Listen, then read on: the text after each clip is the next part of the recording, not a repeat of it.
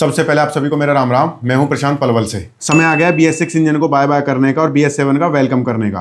भारत में BS7 आने वाला है, जो भारत के सबसे हाई एमिशन नॉर्म्स होंगे। BS7 मार्केट में अच्छा तहलका मचा देगा। होंडा और टोयोटा BS7 में जुड़ गए हैं, जिसके कारण हमें अपनी बेहतरीन कारों को अलविदा कहना पड़ेगा, जिनमें आपकी भी बेहतरीन कार हो सकती है। जैसे BS6 के कारण हमें अपनी लेजेंडरी कारों को खोना पड़ा था, इसकी वजह से इलेक्ट्रिक कार भी आई हैं। इनकी शुरुआत हुई कहाँ से? CPCB, central pollution centre board से। BS यानी भारत सेट करता है। ये जो BS7 की कॉपी कर रहे हैं सीधा यूरो 7 से कर रहे हैं। यूरोप के अंदर नॉर्म्स चलते हैं, भारत के अंदर स्टेज चलते हैं। जब सब नॉर्म्स बहुत ही आम बेसिक होते थे, लेकिन साल 2000 में एंट्री होती है BS1 की, जिसको भारत में इंडिया 2000 नाम दिया गया, यानी स्टेज 1। उसके बाद 5 साल बाद BS2 आया और उसको 2010 में BS3 आया। BS3 और BS4 के बीच में 7 साल का फर्क था। तो BS5 को ना लाने की वजह इन्होंने डायरेक्ट BS6 को लॉन्च कर दिया मार्केट में, क्योंकि इंडियन स्टेज था वो बहुत पीछे चल रहा था। इसलिए इन्होंने BS5 को ना लाके सीधा BS6 को लॉन्च कर दिया था, जो कि 1 अप्रैल 2020 को लागू किया गया था। ये वो समय था जब हमने अपनी लेजेंडरी कारों को खोया था, खासकर सबसे पॉपुलर इंजन स्विफ्ट DDIS करके जो डीजल इंजन आता था। लेकिन ये भी बहुत जरूरी था, अगर ऐसा नहीं करते तो जैसी हालत आज दिल्ली की वैसी देश की भी होनी थी। और BS6 में गाड़ियों के पोल्यूशन को कम करने के लिए कंपनियों ने अपनी गाड़ियों के अंदर बहुत सारी एडवांस सेटिंग्स चिप लगाई, हैवी कैटेलिटिक कन्वर्टर्स लगाए, जिसके कारण कंपनियों ने डीजल इंजन बनाना बंद कर दिया।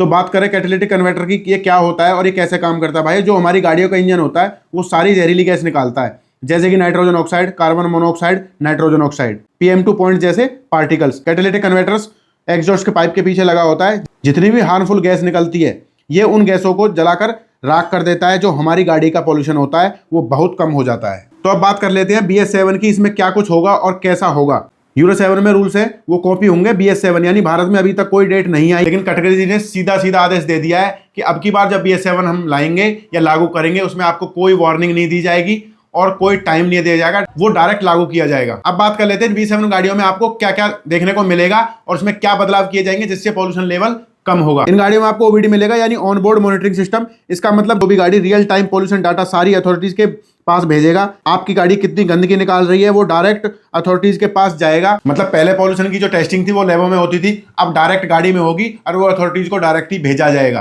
गाड़ी का इंजन बहुत नाइट्रोजन ऑक्सीजन निकालता है, जो बहुत जहरीली गैस होती है। जो हमारे अभी जो BS6 इंजन है, इनके अंदर जो नाइट्रोजन गैस की जो लिमिट आती थी वो 60 मिलीग्राम आती थी और डीजल इंजन के अंदर 80 मिलीग्राम आती थी।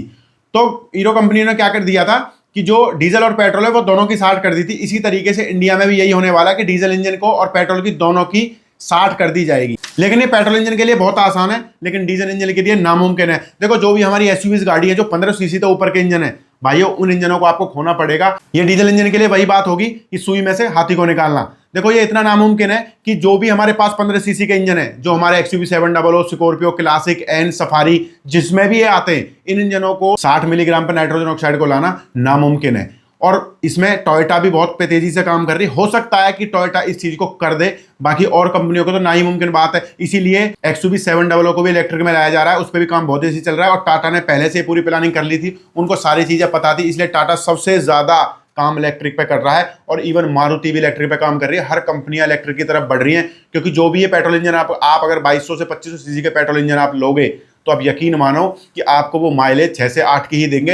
अब मिडिल क्लास बंदे के लिए गाड़ी चलाना ना इतना मुश्किल हो जाएगा कि खरीदना ही बहुत मुश्किल हो जाएगा। और गलती से आपने खरीद भी ली तो वो आपके घर में ही खड़ी रहेगी, उसको आप चला नहीं पाओगे। और जितनी भी मार्केट में छोटी मोटी गाड़ियां हैं, जैसे अल्टो, वैगनार, सेलेरियो, ये गाड़ी चुन्नू मुन्नू गाड़ी भी, भाई ये भी, इनका भी टाइम खत्म। और प्राइसिंग पे क्या फर्क पड़ेगा, ये गाड़ियां इतनी महंगी होने वाली हैं। लेकिन आज जब BS6 लागू कर दिया गया तो इन गाड़ी का टॉप एंड वेरिएंट हमको 28 लाख रुपए में देखने को मिलते हैं। तो आप ये लगाओ, जब BS7 लागू किया जाएगा तो इन गाड़ियों के प्राइस ना दुगने हो जाएंगे। दुगने का मतलब जो गाड़ी आप आज आपको 15 लाख में बेस वेरिएंट मिल रहा है ना, वो बेस वेरिएंट आपको 25 28 लाख रुपए में मिलेगा।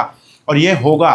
और अभी इतना भूचाल आने वाला है ऑटोमोबाइल कंपनी के लिए कि इनके पास, जिन लोगों के पास भी डीजल गाड़ियां हैं, जिनके पास हैं, वो बहुत बड़ी बात है। मैं हर वीडियो में ये बोलता हूं कि डीजल का ना दी एंड होने वाला है। और जिन बंदों ने डीजल ले लिया है, अभी आपने दिल्ली में भी न्यूज सुनी होगी कि BS4 जो इंजन थे उनको डीजल देना बंद कर दिया था पेट्रोल पंप वालों ने, क्योंकि दिल्ली से ही ये सारा पॉल्यूशन खड़ा हो रहा है, दिल्ली से सारी कहानी स्टार्ट हो रही है। तो जब वहां पर डीजल देना बंद कर दिया तो आप ये मान के चलो कि आपका इस डीजल इंजन से बिल्कुल ही ताल्लुक खत्म होने वाला है। और मार्केट में डीजल इंजन बिल्कुल बैन। मारुति ने इतने साल पहले इसीलिए डीजल इंजन को बंद कर दिया, उसने सारा जोर CNG पर डाल दिया। अब उनको ये भी पता चल रहा है कि अब CNG का भी क्रेज खत्म, पेट्रोल इंजन कोई ले ही नहीं पाएगा, ये इतने महंगे हो जाएंगे कि आपको वैगनार जैसी गाड़ियों की कीमत देखना, आज वो आपको स्कॉर्पियो के रेट में मिला करेगी वैगनार। इस वीडियो के माध्यम से ये कहना चाहूंगा, जो भी बंदा अगर गाड़ी ले रहा है ना, डीजल को बिल्कुल अवॉइड कर दो।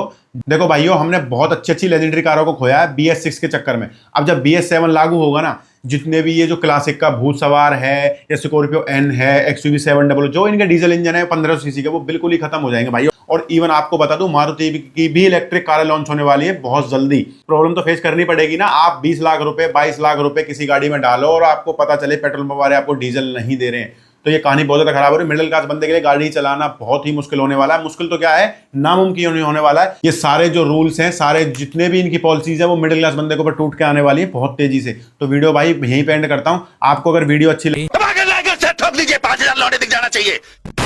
राम राम।